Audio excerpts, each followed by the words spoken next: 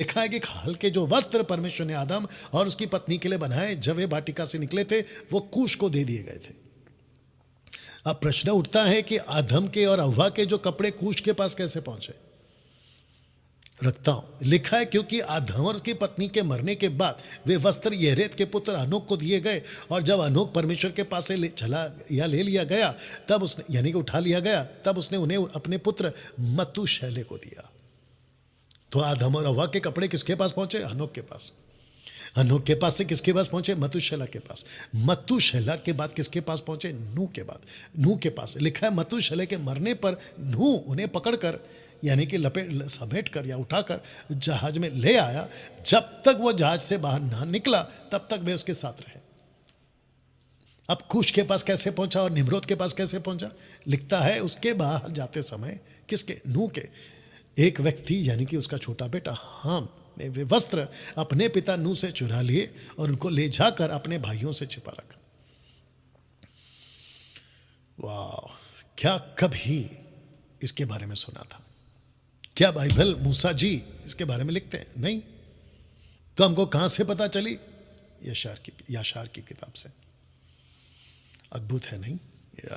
क्योंकि मैच हो रहा है इसलिए बता रहा हूं। वचन 28 लिखा है कि जब हम का पहलौठा कूश उत्पन्न हुआ तब उसने उसे गुप्त वस्त्र दिए। किसने? हमने। किसको? कूश को। और वे बहुत दिन तक कूश के पास रहे। अब इसको सुनिए, कूश ने उनको अपने बेटों भाइयों से छिपा रखा। जब कूश से निम्रोद उत्पन्न हुआ लास्ट में, तब उसने उसे प्रेम करके उसे वस्त्र दिए। निम्रोद बड़ा हुआ, जब वह 20 का यानी कि 20 वर्ष का हुआ, तब उसने उन वस्त्रों को पहन लिया। माय गुडनेस, कौन से कपड़े पहन लिए दोस्त? कौन से कपड़े पहन लिए? जो आदम और हव्वा ने पहने थे, उस कपड़े को कौन पहन लिया? निम्रोद ने पहन लिया। जैसे ही उसने कपड़े को पहना, लिखा है कि जब निम्रोद ने वस्त्र पहन लिया तब वह बलवंत हो गया। परमेश्वर ने उसे शक्ति और सामर्थ्य दी। यह पृथ्वी पर पराक्रमी शिकारी बन गया। उसने उस पर यहोवा के सामने पशुओं को चढ़ाया। आप नहीं समझे अभी भी? इसको कहते हैं कि जैसे ही आदम को पता चला कि मैं बिना कपड़े के हूं, मुझे शर्म आ रही है, जिसको कहते हैं कि कोई चीज उसको नीचे दबा रही थी, लेकिन परमेश्वर ने जैसे ही उसको कपड़े दिया, उसको ताकत आ गई कि उठ खड़े हो जाऊं मैं। कुछ सुपर नेचुरल पावर, कुछ अलौकिक शक्ति उस वक्त उस कपड़े में थी। यह वस्त्र का कॉन्सेप्ट अदन की वाटिका में क्यों आया? क्योंकि वस्त्र का कॉन्सेप्ट इसलिए आया क्योंकि प्रकाशित वाक्य की किताब हो या ओल्ड टेस्टमेंट की बात हो या यीशु की बात हो, कहता कि धार्मिकता का वस्त्र, धार्मिकता का वस्त्र, द क्लोथ ऑफ राइचस और राइचसनेस जो यीशु देते हैं, उसकी कलीसिया को पहनाएगा या पहनाया जाएगा। वाह, वस्त्र जी। लिखा है कि निम्रोद ने अपने आप को दृढ़ किया। वह अपने भाइयों के बीच में से उठ खड़ा हुआ, अपने भाइयों के चारों ओर के सब शत्रुओं से लड़ने लगा। यहोवा ने उसके भाइयों के सब शत्रुओं को उसके हाथ में कर दिया। परमेश्वर ने समय समय पर उसको युद्ध में सफल किया और पृथ्वी पर राज्य करता रहा। अब इसको पढ़कर ऐसा लगता है कि पॉपुलेशन बड़ी तेजी से बढ़ रहा है, धड़ाधड़ बच्चे पैदा होते जा रहे हैं, धड़ाधड़। वाह, सोच नहीं सकते। क्योंकि जब हम बाइबल पढ़ते हैं, लिखा है कि जो विशेष व्यक्ति होते थे उसका नाम लिखते थे कि वो अभी पैदा हुआ, साथ में और भी बेटे बेटियां पैदा हुआ। उसने कई बच्चों को पैदा किया। अब कितने बच्चों को पैदा किया ये हमको नहीं बताती कौन कब कब, लेकिन पॉपुलेशन बड़ी तेजी से बढ़ रहा है। लाखों की तादाद में पॉपुलेशन यहाँ पे बढ़ता हुआ दिख रहा है। और जो आपस में बढ़ रहे थे वो आपस में ही एक दूसरे के दुश्मन बन रहे थे, ऐसा पढ़ने में महसूस होता है। 33 लिखा है कि इसलिए उन दिनों में यह बात प्रचलित हुई कि जब कोई पुरुष जिन्हें उसने युद्ध के लिए तैयार किया तो उसने कहा, जैसा परमेश्वर ने निम्रोद से किया, जो पृथ्वी पर पराक्रमी आहेर था, लड़ाई में सफल होता था, जो अपने भाइयों पर प्रबल हुआ, उन्हें उनके शत्रुओं के हाथ से बचाया, इसी प्रकार, माफ करना, उसी प्रकार परमेश्वर हमें दृढ़ करे और आज के दिन हमें बचाए। ऐसी कहावत चलती थी निम्रोद को लेकर, जैसे परमेश्वर उसके साथ में है, हमारे साथ में भी रहे, हमको भी बचाए। दोस्तों, यहां तक कैसा लग रहा है? You understand? ओके। 34 लिखा है कि जब निम्रोद 40 वर्ष का हुआ। ओके, अब देखिए, एक लड़का 20 साल की उम्र में राज्य करना शुरू करता है, यानी कि काम करना शुरू करता है। करते करते वो पहुंच जाता है 40 साल की उम्र में। इन 20 सालों का जो गैप है ना, लड़का ठीक था, लड़का ठीक था। लेकिन जैसे ही इसके 20 साल कंप्लीट होते हैं, ये 40 का हो जाता है। लिखा है कि इसके साथ में कुछ होता है। आइए देखते क्या होता है। लिखा है कि उस समय उसके भाइयों यपेतियों के, यानी कि शेम के साथ वाला यपेत के बीच ऐसा युद्ध हुआ कि वे शत्रुओं के वश में हो गए। 35 उस समय निम्रोद ने निकलकर कूश के सब पुत्रों और उनके कुलों को, जो 460 पुरुष थे, उनको इकट्ठा किया। अपने मित्रों जान पहचान से भी 80 पुरुषों के मजदूरी पर रखा, उनको उसको मजदूरी दी गई। उनके साथ युद्ध करने को चला। अब जरा ध्यान से सुनना। लिखा है कि जब वे मार्ग में था, कौन? निम्रोद। तब निम्रोद ने अपने संग चलने वालों के मन को दृढ़ किया और क्या कहा सुनिए। उसने उनसे कहा, मत डरो और ना घबराओ, क्योंकि हमारे सब शत्रु हमारे हाथ में कर दिए जाएंगे। तुम जो चाहो उनसे करो। इसको कहना चाहिए था कि परमेश्वर हमारे वश में करेगा। इसने ऐसा नहीं बोला। इसने कहा कि चिंता मत करो, शत्रु हमारे हाथ में कर दिए जाएंगे। तो इसको कहते हैं कि जब 20 साल तक का सेवा कर रहा था, राज्य कर रहा था, तो क्रेडिट दे रहा था परमेश्वर को। लेकिन जैसे ही बड़ा हो गया, युद्ध पे युद्ध जीता चला गया, तो परमेश्वर को महिमा देना बंद करके अब ये महिमा अपनी तरफ खींच रहा है। मैं आगे बताऊंगा कैसे, और भी बताता हूं। लिखा है 37 में, जो पुरुष गए वे सब लगभग 500 थे, ऊपर 460 और नीचे 80 के आसपास, तो आप 500 के आसपास बोल सकते हैं। अपने शत्रुओं से लड़े, उनको नाश किया, अपने वश में कर लिया। निम्रोद ने उनके स्थान पर उनके ऊपर सरदार रखे, जिस जिसको जीता था उनके ऊपर लीडर बना दिया। अब इसको सुनो। उनके कुछ बालकों को शरण में ले लिया और वे निम्रोद, सुनो, उसके भाइयों के दास हो गए। इसको कहते हैं कि निम्रोद को अब चढ़ रहा है घमंड। अब इसकी जो लाइन है ना, वो टेढ़ी हो रही है। दूसरे शब्दों में, ये 40 साल का राजा व्यक्ति बिगड़ रहा है।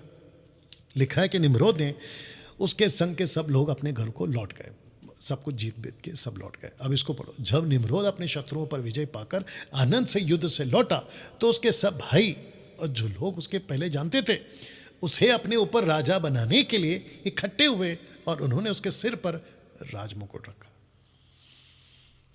आप नहीं समझे अभी भी। जो व्यक्ति परमेश्वर की सहायता से आदम का कपड़ा पहनकर सक्सेस पे सक्सेस, विजय पे विजय, तरक्की पे तरक्की लिए जा रहा था, ऐसा व्यक्ति अचानक उसका सुर बदल गया, उसका माथा खराब हो गया। और मैंने क्या कहा था लूसीफर के बारे में, कि लेन देन के कारण तू बिगड़ा है। लेन देन के कारण। पैसा अच्छा है, लेकिन पैसा सर पे नहीं चढ़ना चाहिए। सक्सेस अच्छा है, लेकिन कामयाबी, सक्सेस सर पे नहीं चढ़ना चाहिए। और जिस दिन ऐसा होता है ना, खत्म, गई भैंस पानी में। दोस्तों, कैसा लग रहा है? तो लिखा है कि ये राजा बन गया, इसके सर पे राज मुकुट आ गया। अब इसको सुनो। उसने राजाओं के रीति के अनुसार अपनी प्रजा और प्रजा पर हाकिमों, न्यायों, हाकिमों को नियुक्त किया। और उसने नाहोर के पुत्र तेरा, यानी कि अब्राहम का पिता, अपनी सेना का प्रधान ठहराया। उसको प्रतिष्ठित करके अपने सब हाकिमों से अधिक ऊंचा किया। किसको? तेरा को। वाह, कनेक्शन दूंगा आगे। और जब वे अपने मन की अभिलाषा के अनुसार राज्य कर रहा था, तो अपने चारों ओर के सब शत्रुओं को जीत लिया। तब उसने अपने राजमहल के लिए एक नगर बनाने की सम्मति अपने मंत्रियों को दी, और उन्होंने वैसा ही किया। और उन्हें पूर्व की ओर एक बड़ी तराई मिली। उन्होंने उसके लिए एक बड़ा नगर विस्तृत बनाकर बसाया। जिस नगर को उसने बसाया, उसका नाम निम्रोद रखा, क्योंकि यहोवा ने अपने शत्रुओं को अत्यंत घबरा कर नाश किया था। कामयाबी कौन दे रहा है? यहोवा। तरक्की कौन दे रहा है? यहोवा। विजय कौन दे रहा है? यहोवा। नाम किसका बढ़ रहा है? खुद का। आप चित्र देख लीजिएगा, राजा बन चुका है, राज मुकुट आ चुका है, और लिखा है कि मन की अभिलाषा, मन की अभिलाषा। जैसे ही ये सब कुछ यहां पर हो रहा है तो लिखा है कि निम्रोद शिनार में रहने लगा। शिनार, इराक, आज की तारीख में इराक।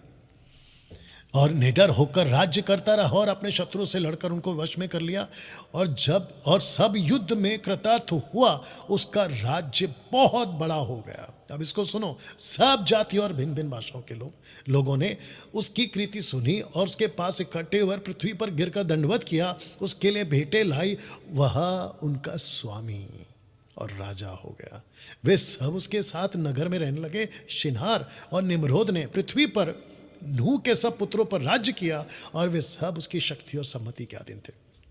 ये जो घटना आप पढ़ रहे हैं या सुन रहे हैं, ये बेबीलोन के टावर के बाद की घटना है, या बेबीलोन के टावर की बात की घटना है। दोस्तों, अब तक क्या आप देख रहे हैं? आप क्या समझ में आ रहा है?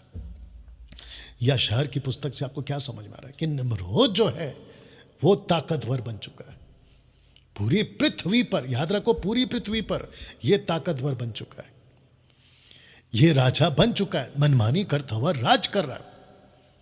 आगे मैं और रखूंगा, लेकिन इंटरेस्टिंग पार्ट है ये लाल वाली लाइन। लिखा है कि नूह के पुत्रों पर राज्य किया, और वे सब के सब नूह के बच्चे या वंशज निम्रोद से सहमत होने लगे। या फिर से कहता हूं कि ताकत अगर किसी की बहुत ज्यादा है, अगर किसी के पास में भीड़ बहुत आती है। अच्छा, कुछ लोगों को जब हम काउंसलिंग करते हैं या उनको कहते हैं कि ये अपोस्तल वो अपोस्तल गलत है, कहते हैं कि अगर वो गलत है तो इतनी भीड़ क्यों आ रही है? पागल, यही तो धोखा है शैतान का। आप यहां पे देख लो, मैं जब बात करता हूं ना अन्य भाषा कि ये जिब्रिज रबा रबा शबा शबा लबा लबा, ये जो बोलते ये गलत है, मत बोला करो, तो कहते हैं कि अगर वो गलत है तो उनके पीछे इतनी भीड़ क्यों आ रही है? तो फिर यहां पे क्या हो रहा है? ये भीड़ का धोखा है ना भैया, बात को समझो।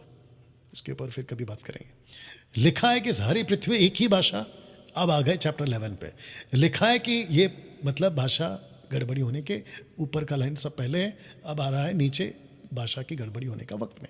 लिखा है कि सारी पृथ्वी पर एक ही भाषा, एक ही शब्द थे, परंतु निम्रोद यहोवा के मार्ग पर, शब्द को ध्यान देना, ना चला, नहीं चला। जल प्रलय के दिनों से लेकर उन दिनों तक जितने मनुष्य उसके पहले थे, उन सब से वह कौन? निम्रोद अधिक दुष्ट था। सबसे ज्यादा दुष्ट अगर कोई था तो लिखा है कि निम्रोद था। और वो भी कब? नूह के टाइम के जो पृथ्वी बिगड़ी थी ना, उससे भी ज्यादा गंदा ये बिगड़ चुका था। यहां तक ठीक? आगे सुनो। लिखा है कि उसने लकड़ी और पत्थर के देवता बनाए, उनको दंडवत किया, यहोवा से बलवा किया, अपनी सारी प्रजा को और पृथ्वी के लोगों को अपनी बुरी चाल सिखाई। उसका पुत्र, जरा शब्द पे ध्यान देना, उसका बेटे का नाम क्या है? मरदोन। मरदोन अपने पिता से भी अधिक दुष्ट था। तो इसको कहते हैं कि निम्रोद दुष्ट था नूह के टाइम के दानों से बढ़कर। इसका पुत्र मरदोन बाप से भी ज्यादा दुष्ट। तो एक कहावत चलती थी, आइए पढ़ते कहावत क्या चलती थी। लिखा है कि जिन्होंने निम्रोद के पुत्र मरदोन के काम सुने, वे उसके विषय में कहने लगे, दुष्ट से दुष्टता निकलती है। ये सारी पृथ्वी पर कहावत बन गई कि दुष्ट से दुष्टता निकलती है। वह उस समय से लेकर आज तक मनुष्य की बातों में प्रचलित है। चित्र देख लो।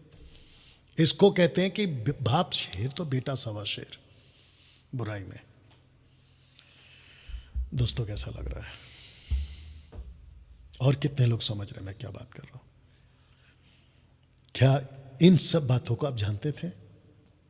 मसीह की दया को शिक्षा के क्षेत्र में कुछ गलत सेवकों के द्वारा बहुत पीछे छोड़ दिया है। वर्शिप, म्यूजिक, एंटरटेनमेंट, मनोरंजन, ब्लेसिंग, आशीष, मैनिपुलेट, इसके चक्कर में इनको छोड़ दिया। जबकि इन सब से एजुकेट होकर